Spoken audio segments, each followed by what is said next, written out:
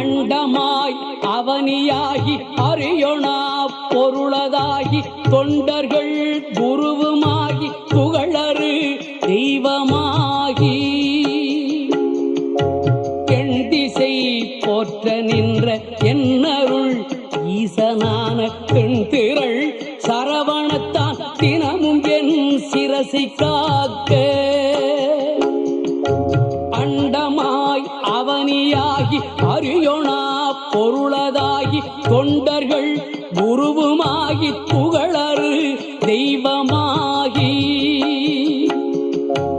எண்திசை போற்ற நின்ற என்னருள் ஈசனான தென்திரள் சரவணத்தான் தினமும் என் சிரசை காக்க